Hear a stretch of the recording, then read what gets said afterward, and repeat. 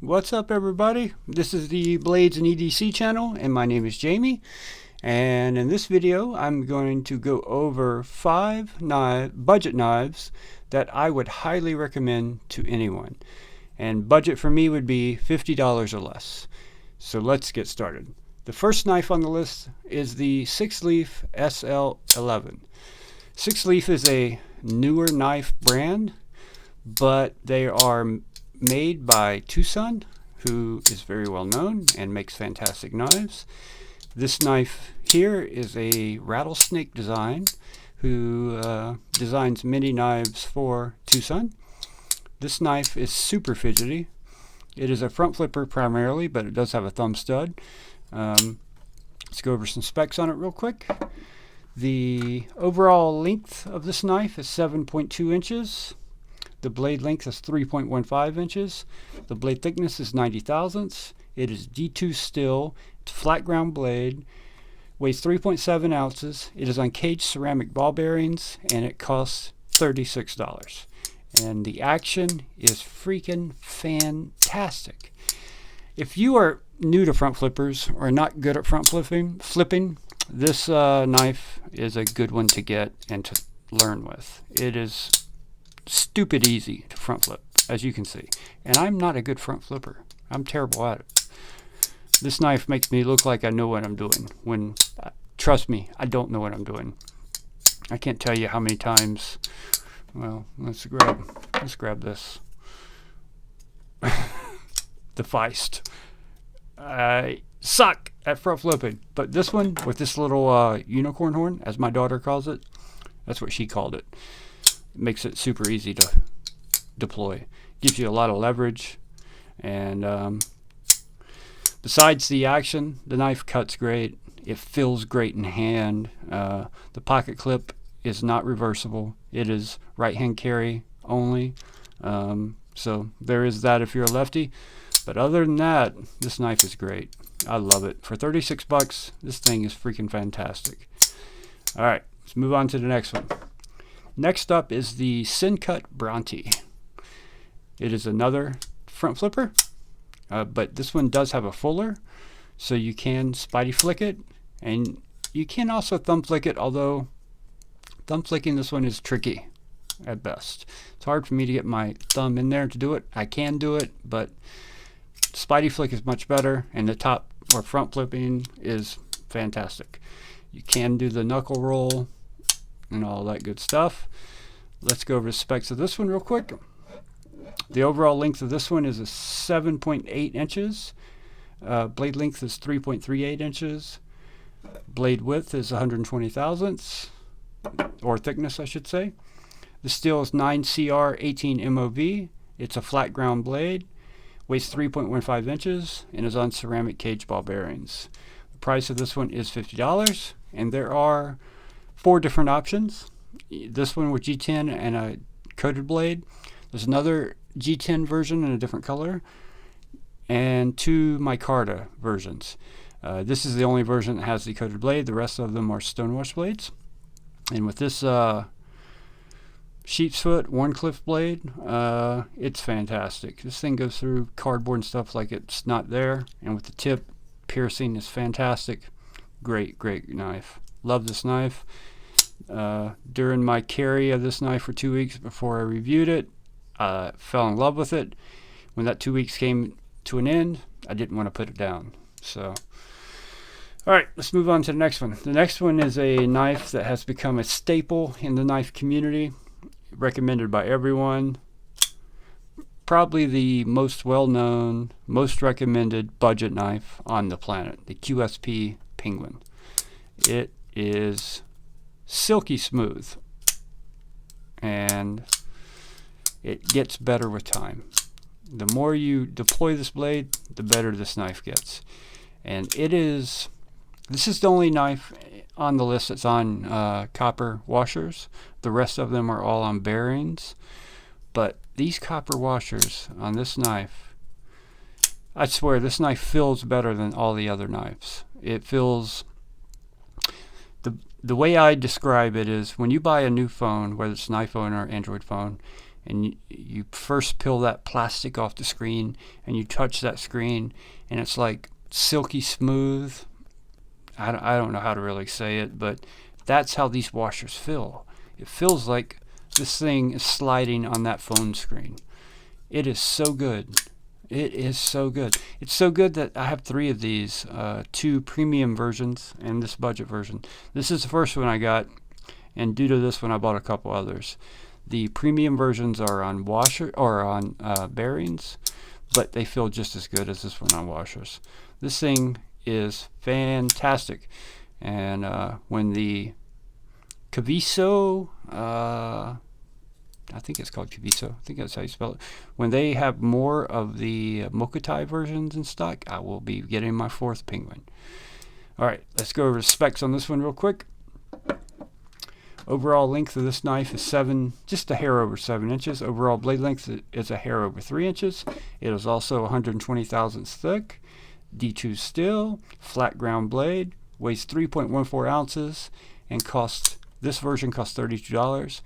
But there are limitless versions of this knife.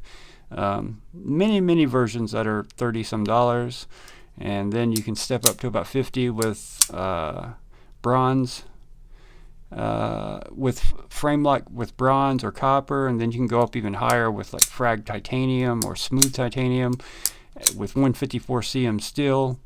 The options for this knife are endless, but the budget version here at $32 is D2 steel with micarta or G10, and there are several options you can choose from. Alright, let's move on to the next one. This next one, this pocket clip is reversible, but it is tip up only. I left that out.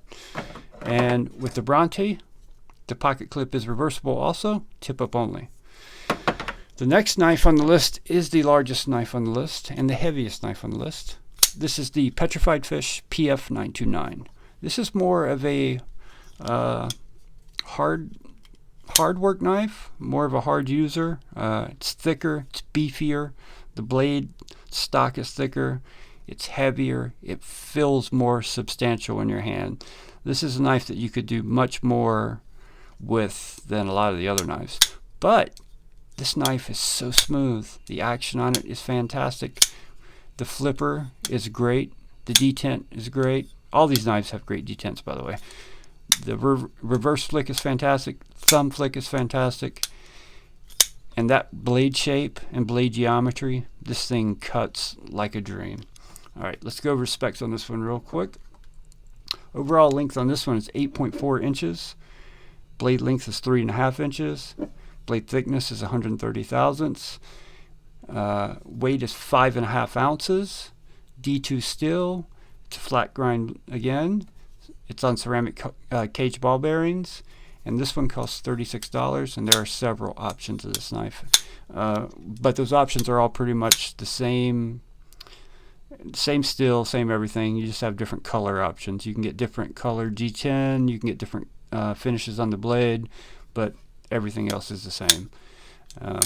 This knife is great. This is more of a hard use knife, heavy duty, thicker, beefier, more substantial knife, but it is fantastic. For $36, it's hard to even understand it, in my opinion.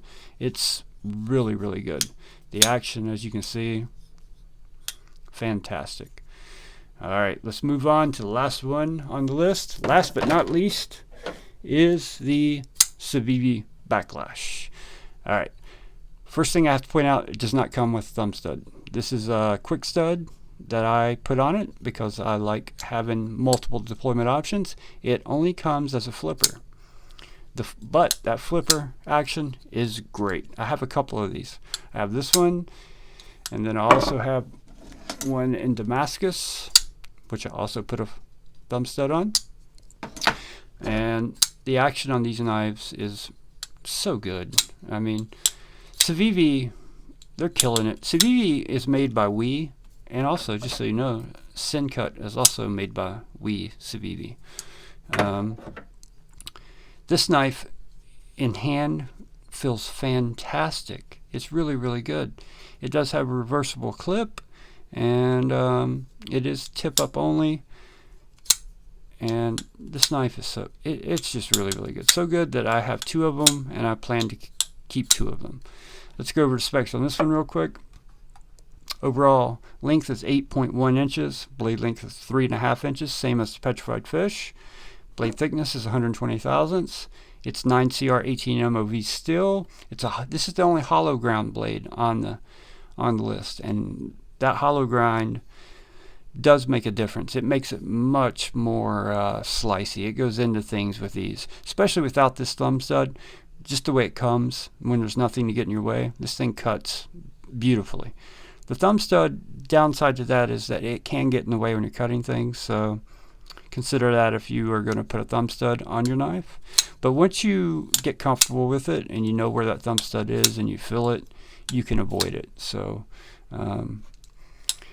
it weighs 3.58 ounces. This one's actually on stainless steel ball bearings instead of ceramic, and this costs $43. There are several versions of this knife, and most of them are in that $43 range. You can step up to the Damascus. That's going to put you over 50, but there are many options without the Damascus that you could choose from, and it's a great, great knife. It's a fantastic EDC knife. With that finger choil there, you can choke up on this thing, and that jimping there, you have lots of control and leverage with this knife, and I really, really like it. The lock bar access is great. Actually, lock bar access in all these knives is great. I should have pointed that out on each and every one of them, but they are all fantastic. And out of all these knives, if I had to pick just one, I couldn't. I couldn't tell you which one to buy. I would tell you you would need to pick up all of them and make the decision for yourself, because all of these knives are fantastic. I wouldn't say that one is any better than the other. Some are better at other things than other knives, but all of these knives are fantastic. You could not go wrong with any one of these knives. I recommend all of them highly, and yeah, what you can get for your money today with a knife is pretty amazing. It really is. I mean, you're getting action and quality that should cost much more, and you're getting at a very low price. So that's going to do it, guys. These are my 5 under $50 recommended knives, and I will link all of these in the description. If you have any questions about any of these knives, leave a comment. I'll be happy to answer your questions, and I'll see you guys on the next one.